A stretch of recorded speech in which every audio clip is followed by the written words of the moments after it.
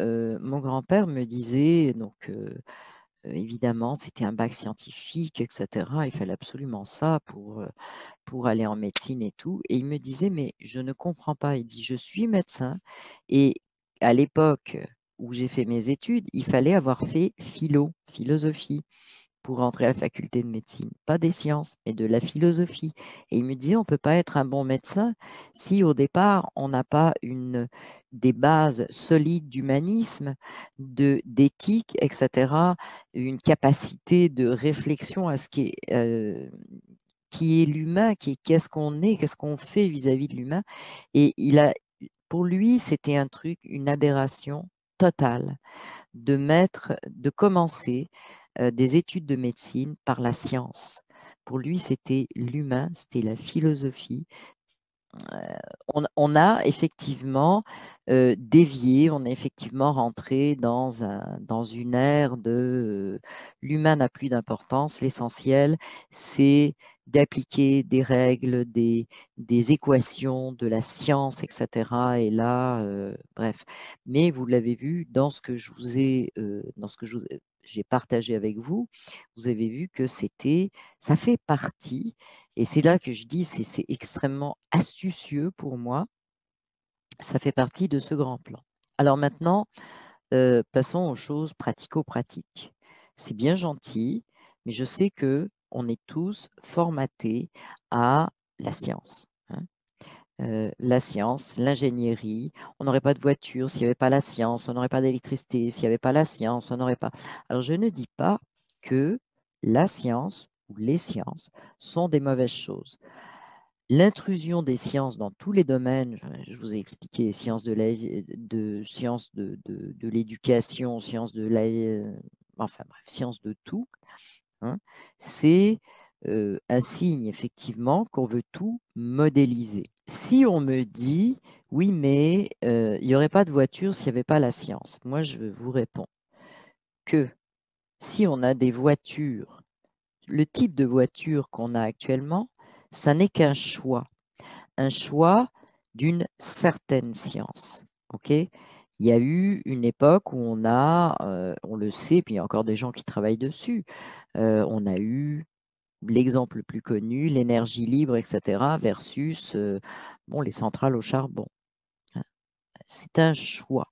Il y avait d'autres sciences. Il y aurait eu d'autres sciences. La science, finalement, ça a été un choix. Alors évidemment, ça a été un choix euh, économique, financier, un choix de rentabilité et également un choix de mise en esclavage de l'humain. On pense à Béchamp par rapport à Pasteur. Pasteur a permis la mise en place de toute cette médecine, entre guillemets, qu'on connaît actuellement, qui est une médecine avec une industrie pharmaceutique, une industrie. Alors que si on avait conservé, si on avait fait le choix de Béchamp, on n'avait pas grand-chose à vendre. Si on avait le terme d'énergie libre, le terme de libre, je pense que c'est vraiment une des choses qui pouvait le plus déranger ces maîtres du monde qui voulaient terminer leur plan d'esclavagisme.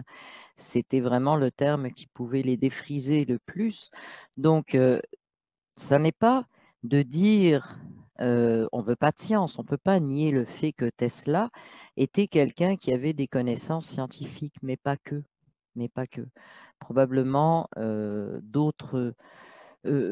quelqu'un qui avait une ouverture pour capter d'autres sources aussi d'informations, mais qui était un scientifique, un vrai scientifique d'ailleurs, accepte de se remettre en question. Ça, c'est une autre chose. Donc, en fait, se questionner sur ce scientisme, ça n'est pas nier le fait que comment comprendre, développer des sciences fait partie, pour moi, ça fait partie du génie humain, ça fait partie de l'évolution humaine, ça fait partie, mais l'omnipotence de la science, le fait que tout devienne scientifique, que ce soit une dictature scientifique, c'est de ça qu'il faut se séparer si on veut réellement continuer son chemin dans la 5D. Ça, je le dis, il n'y a pas, si on reste attaché à ce concept scientiste, on reste dans cette vibration basse de la 3D. On ne peut pas, on ne peut pas monter en 5D si on ne remet pas en question le monde qui nous a rendus esclaves et qui nous a maintenus dans cette 3D depuis je ne sais pas combien de temps. Et remettre en question ne veut pas dire tout abolir. Ça veut dire, pour moi, ça veut dire une expansion. C'est-à-dire, je vous ai donné l'exemple des choix qui ont été faits, par exemple, au niveau énergétique. On a choisi le pétrole, le charbon, etc., pour produire de l'énergie, alors qu'on aurait pu choisir l'énergie libre. Donc, on n'est pas, on ouvre la voie et les champs du possible, parce qu'on sait très bien que le nombre de brevets qui sont en suspens, mais au nombre de brevets qui sont cachés, finalement, on s'aperçoit que on a quasiment une perte de connaissances, une perte comment, de recherche, d'ouverture, de solutions qui aurait pu nous amener beaucoup plus loin que là où nous en sommes. En fait, là où nous en sommes, c'est là où on veut nous maintenir. Hein, c'est très clair. Et je pense justement que l'abandon, la remise en question de ce scientisme va permettre de libérer d'autres connaissances et surtout d'autres façons de s'instruire. Hein, parce qu'il n'y a pas que le prof en face de nous qui nous instruit. Il y a tout ce qu'on ressent, tout ce qu'on capte. Et donc, ces portes-là sont à réouvrir. Et c'est pour ça qu'il faut se rendre compte et il faut avoir le courage d'abandonner certaines choses. Alors, je vais donner quelques exemples de scientisme qui est en train de nous enfermer. La science du climat, hein, on va dire, qui nous abrutit avec la théorie du réchauffement climatique, toute cette théorie qui, en même temps, culpabilise. Et je vous rappelle cette petite phrase ici, un despote fraternel, hein, la grande usine d'un despote fraternel. Donc, on voit très bien dans cette histoire de réchauffement climatique, d'ailleurs, on est toujours responsable. C'est toujours de notre faute. C'est de notre faute si le climat change, ce qui est totalement faux. Donc, là, il faut faire le ménage. C'est de notre faute si les gens sont infectés du Covid. Non, non, c'est la faute du crétin qui s'est amusé à fabriquer un faux virus ou même une fausse théorie ou même un pas de virus du tout. Mais non, non, c'est de notre faute, on va contaminer. Et tout est comme ça depuis très, très longtemps. C'est la culpabilisation. Et donc, c'est pour ça que ce côté despote fraternel m'avait frappé parce qu'on fait toujours appel à votre bah oui, mes frères, ah oui, je suis en train de faire du mal aux autres. Parce que si on n'arrive pas à vous convaincre que vous faites du mal à vous, eh ben, on va aller chercher votre côté. J'ai pitié des autres, je suis gentil avec les autres, nous sommes une société, je n'ai pas le droit de la détruire, etc. Je n'ai pas le droit de faire du mal à mon voisin. Donc voilà, on va aller jouer sur le côté fraternel. Je parle donc de ces croyances au niveau climatique, de ces croyances au niveau. Alors, on a eu vraiment un truc absolument génial, je trouve, avec cette crise du Covid, entre guillemets, c'est la remise en question des croyances au niveau de la science médicale. On a vu un délire au niveau de la médecine absolument incroyable. On a vu un show, un spectacle lamentable où on a vu sortir au grand jour non pas une science, mais des intérêts financiers en arrière d'une pseudo-science, où on a vu des interdictions de vraies sciences pour des profits financiers. Bref, je pense que cette crise du Covid, il faut la regarder de cette façon-là. Elle a mis au jour vraiment ce qu'est ce scientisme, c'est-à-dire ce dogme qu'on essaie d'imposer, mais qui en fait ne repose sur rien que sur ce que je vous disais, la réalisation de ce grand plan, de grand reset, etc., c'est-à-dire la réalisation d'un plan économique, d'un plan, oui, socio-économique, puisqu'on veut changer complètement Si on regarde un petit peu à quoi ce scientisme médical, on va l'appeler comme il doit s'appeler, à quoi ce scientisme médical nous a amené au niveau justement de la dictature, mais on s'aperçoit que ce fameux texte que je reprends, hein, parce que ça me paraît très important, hein, cette conception débouche sur la négociation de la démocratie, une solution scientifique élaborée par des experts compétents n'a pas à être discutée. Donc on voit très bien cette dictature qui est en train de se créer. On l'a vu à travers les soi-disant experts durant cette crise du Covid. Donc, qu'est-ce qui est à faire? Eh bien, ce qui est important de faire, c'est de se permettre de tout réexaminer, c'est de se permettre d'être critique.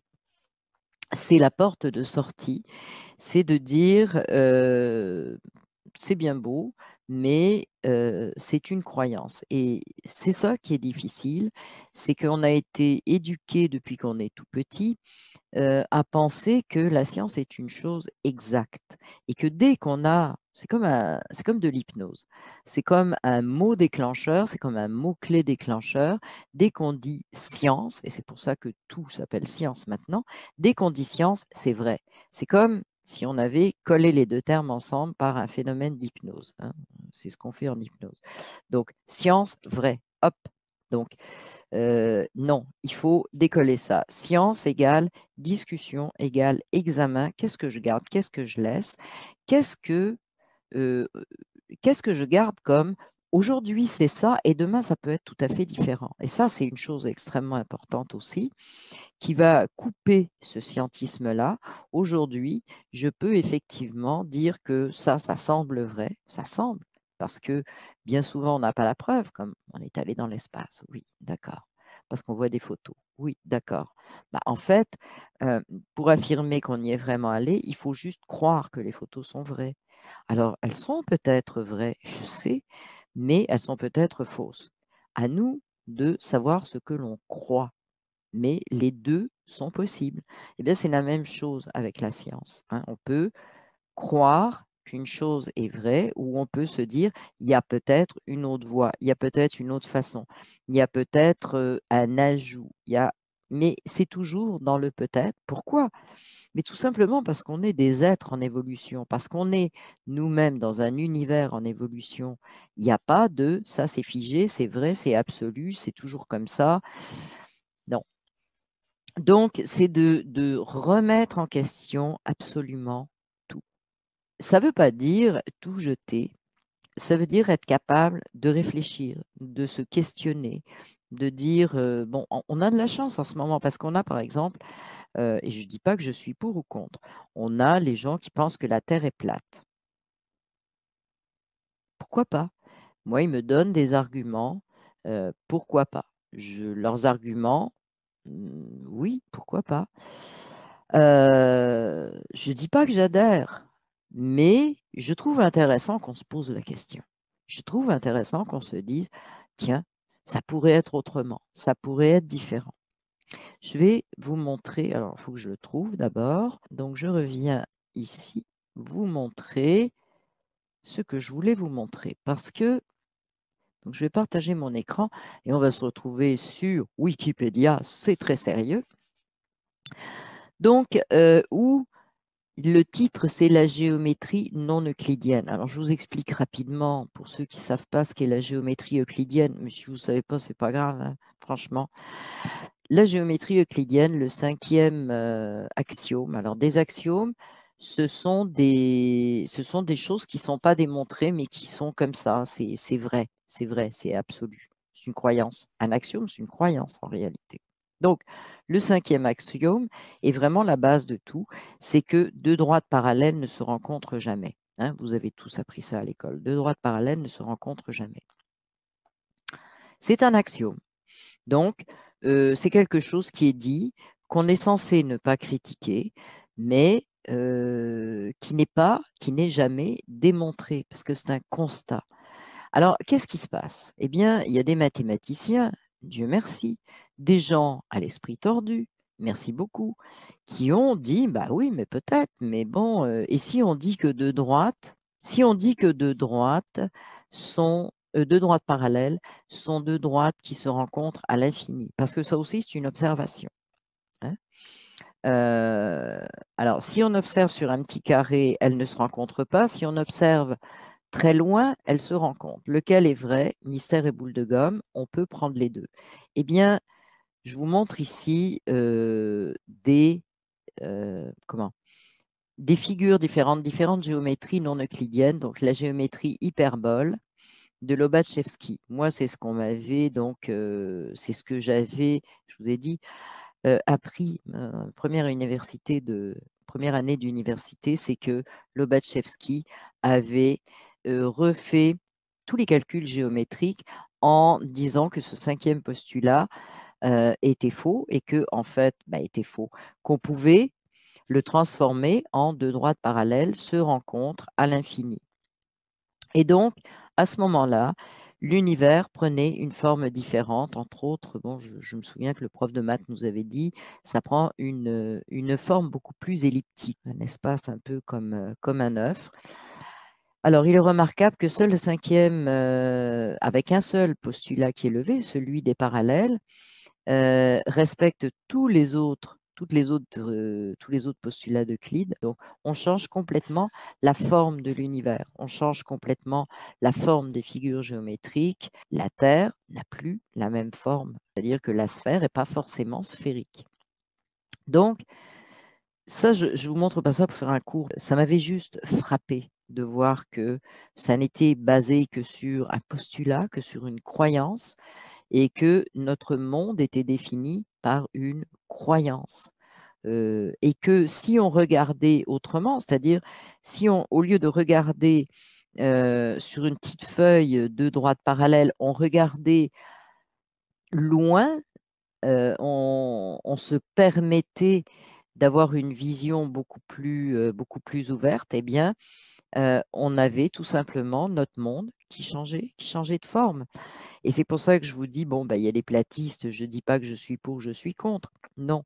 Mais c'est intéressant de voir que des gens se posent des questions à ce point-là, tout comme on peut se poser la question en mathématiques. Est-ce que deux droites parallèles ne se rencontrent jamais? Est-ce que deux droites parallèles se rencontrent, mais à l'infini? Et à ce moment-là, on change complètement la forme de toute chose. Et c'est pour ça que je vous dis, le scientisme, je voulais vous montrer ça. Le scientisme, en fait, est basé sur des croyances.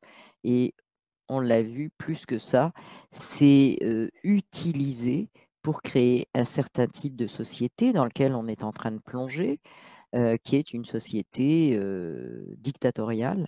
Hein. Et la dictature de la science, on la ressent très fortement. N'oubliez pas, parce que je vais finir là-dessus, n'oubliez pas d'abord de faire la liste de vos remises en question et de fouiller toutes il y a énormément de choses sur Internet qui remettent en question les connaissances au niveau de l'Égypte. Il y a tous les livres, la plupart des livres de Sitchin dont j'ai souvent parlé, qui décryptent les tablettes babyloniennes, sont disponibles sur Internet en téléchargement libre. Au moins la moitié de ces livres, on peut les avoir gratuitement en format PDF. Il y a beaucoup de choses à examiner. Finalement, on est dans le dogme. Et je ne dis pas que la science est inutile, je dis que la science devient suspecte quand elle est dogmatique, quand elle refuse ce que le scientisme prétend refuser, c'est-à-dire toute discussion, remise en question, réflexion, etc., puisque on abolit la philosophie, la religion, la métaphysique, etc., pour la science qui est l'absolu de tout, qui va régler tous les problèmes. D'ailleurs, on l'a vu, la science règle les problèmes de pauvreté, de malheur, de guerre, etc. Laissez-moi rigoler, faut quand même un peu nous prendre pour nous prendre pour des cons, tiens, on va le dire, quand même. Parce que plus ce scientisme avance, plus on a une distorsion entre les riches et les pauvres, une disparition de la classe moyenne. Alors, je ne vois pas si la science va permettre de faire disparaître la pauvreté, je ne vois pas où c'est. Si la science permet de ne plus avoir de guerre, parce que c'est la cause des guerres, que ce ne soit pas assez scientifique, je vous réfère au texte que je vais joindre à ma vidéo, sur lequel je me suis appuyé. Je vous dis à concentrer de certains articles. Eh bien, si on les croit, ben non, on a de moins en moins de guerres, mais non, c'est pas vrai, on a de plus en plus de guerres. Et pourtant, on est dans le scientisme jusqu'au cou, jusqu'aux oreilles. Donc, on s'aperçoit que mais c'est un foutage de. Bon, ça va, j'en dirai pas trop des mots grossiers. On se fout de nous. Sérieusement, sérieusement, sérieusement. Donc, en fait, on se libère pour pouvoir effectivement évoluer et toucher à une vraie science. Je ne parlerai plus de science. Je pense que la 5D ne s'occupe plus de science. Je vais vous dire carrément comment je vois les choses. La 5D, c'est la connaissance. Et ça revient aussi à ce que je disais de l'époque des sorcières, où ce qu'on avait détruit, c'était un savoir. Donc, je mettrai dans la 5D non plus la science, mais la connaissance et le savoir. Point final. Et je pense que c'est vers ça. Et la connaissance, mais beaucoup plus étendue que ce que la science nous propose avec ses limites et son cadre qu'elle veut absolument imposer. Donc, c'est ce que je voulais vous dire, mais surtout vous inciter à faire de plus en plus de remises en question, de plus en plus. C'est aussi la raison pour laquelle je mets souvent des vidéos de médiums, parce que je pense qu'il faut qu'on réintègre cette connaissance. La médiumnité amène une connaissance d'un certain nombre de choses, passées, présentes, à venir, peu importe. Et il faut vraiment réouvrir cette dimension parce qu'elle fait partie de nous, elle fait partie de ce qu'on est, elle fait partie de notre vie. Donc, c'est la raison pour laquelle je mets très souvent ces vidéos, entre autres. Voilà, c'est une grosse. Pour certains, ça va être un très gros morceau de dire on se libère de ça. Mais comme je vous dis, si vous transformez le mot science en je m'en vais vers plus de connaissances et plus de savoir, mais qui ne seront pas nécessairement catégorisés avec une méthode, dans une boîte appelée science. Bon, prenez l'expérience, allez relire l'expérience du chat de Schrödinger et vous allez voir que on peut remettre en question beaucoup de choses. Beaucoup, beaucoup, beaucoup de choses. C'est une des expériences les plus extraordinaires, le chat de Schrödinger, parce que ça nous fait nous poser des questions sur notre croyance, sur la croyance de ce qu'est le monde, de ce à quoi il ressemble. Donc, allez voir au niveau scientifique, il y a beaucoup, beaucoup de choses au niveau des sciences alternatives, au niveau des sciences cachées. Sur Internet, on a la chance maintenant, avec Internet, d'avoir une mine de ressources pour comprendre que ce qu'on a appris dans notre instruction comme étant la vérité est une vérité. Ça n'est pas la vérité, c'est une des vérités qui peut même s'avérer une fausseté complète. Donc, je vous remercie, je vous dis à la prochaine vidéo. Et puis, je vous remercie encore pour vos commentaires, pour vos pouces, pour vos partages qui sont extrêmement importants. Et je remercie toutes les personnes qui me font des dons également. Et je vous dis à la prochaine vidéo. Je ne sais pas de quoi je parlerai, on verra bien. On verra bien.